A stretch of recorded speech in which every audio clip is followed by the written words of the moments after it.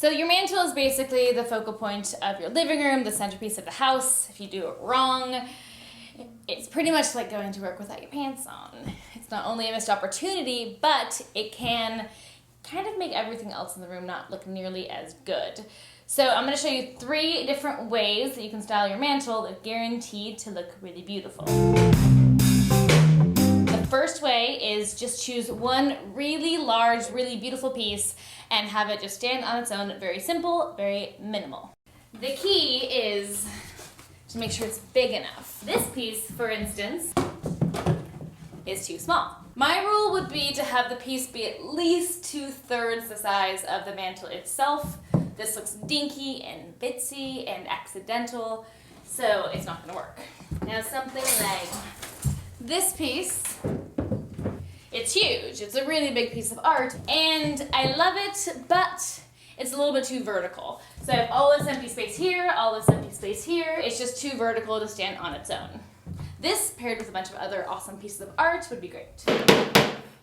This piece is very commanding. It's beautiful enough to be in your living room and to be the centerpiece, and it's definitely big enough. It's practically the size of the mantle.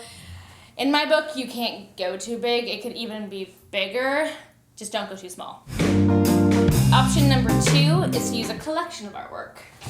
So if you don't have something that's big enough, but you have smaller pieces, you can put 2 or 3 together to make it feel as visually big as a piece like this.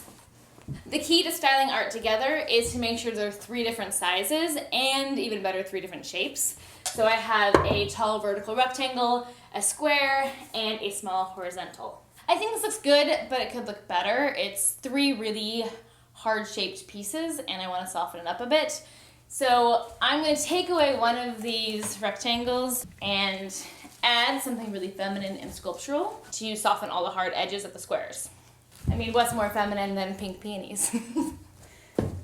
The key to option 2 is to have odd numbers, to choose 3 or 5 things, and then to make sure that they're different shapes and sizes, and then to layer them in front of each other, like this.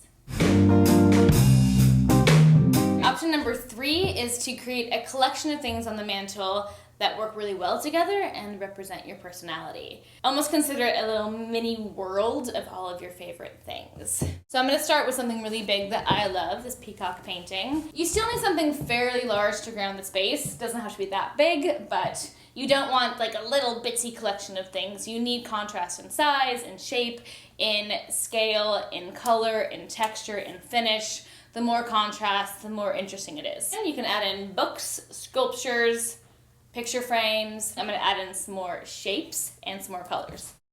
So by styling your mantle, not only do you create a beautiful focal point for your living room, but you also bring a ton of personality into your space. Do it.